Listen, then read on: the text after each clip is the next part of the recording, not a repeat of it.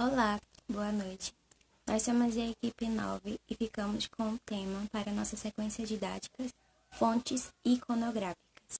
A competência da nossa sequência didática é explicar sobre os pontos históricos da nossa cidade. Usaremos como conteúdo didático os patrimônios históricos e culturais dos lugares de memória, como por exemplo as ruas, praças, monumentos, etc. Os nossos objetivos específicos são identificar os patrimônios históricos e culturais do lugar que vive e compreender os seus significados. E também interpretar e atribuir sentido às ilustrações que tratam sobre os lugares históricos.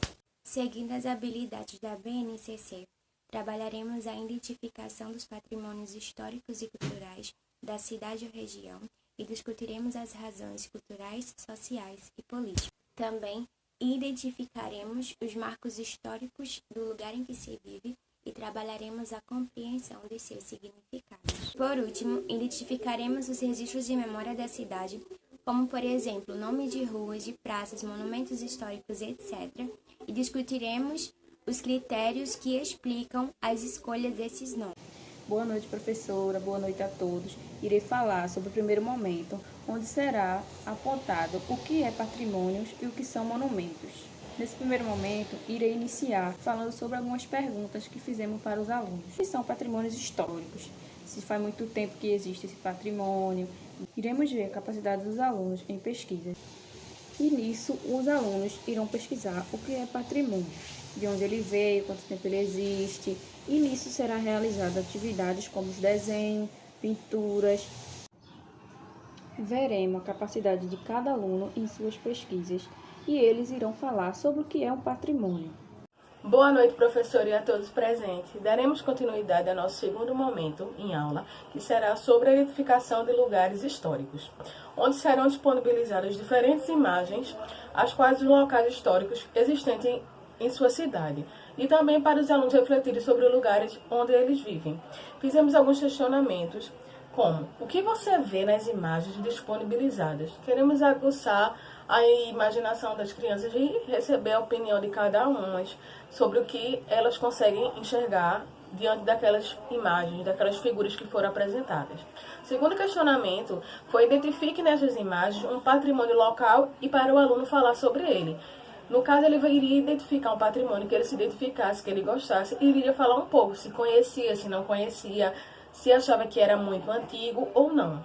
O terceiro questionamento: como você imagina que era na época dos seus pais? Para o aluno usar a imaginação também e falar também como é que ele achava que era na época dos pais deles. E por último, e atualmente, o que é e como é hoje, para o aluno identificar, esclarecer se o patrimônio que ele escolheu ainda continua sendo ele ainda, se existe outra coisa no local ou não. Boa noite, hoje eu vou falar sobre o terceiro momento. No terceiro momento, vai ter uma discussão para que os alunos se expressem melhor sobre o que eles aprenderam e vão ser orientados na atividade proposta.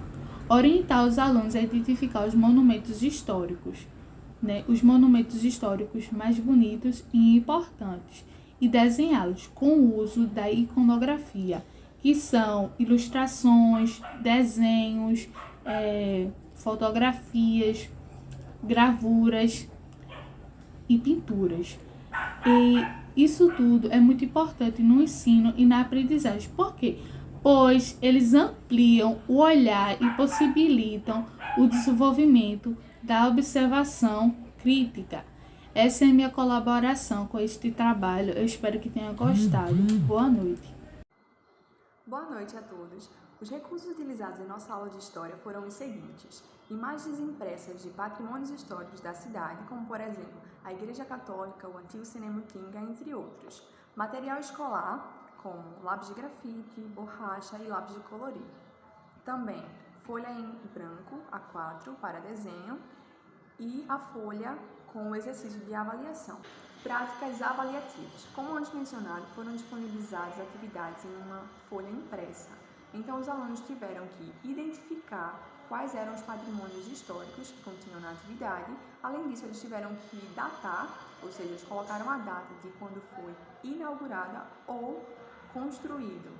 Também eles tiveram que ilustrar um patrimônio histórico. Eles desenharam e também coloriram. Bom, como eu estava dizendo a vocês, o que é um patrimônio histórico, né? Ou um patrimônio cultural? Primeiro, a palavra patrimônio, ela diz respeito a um bem que pode ser material ou imaterial, certo?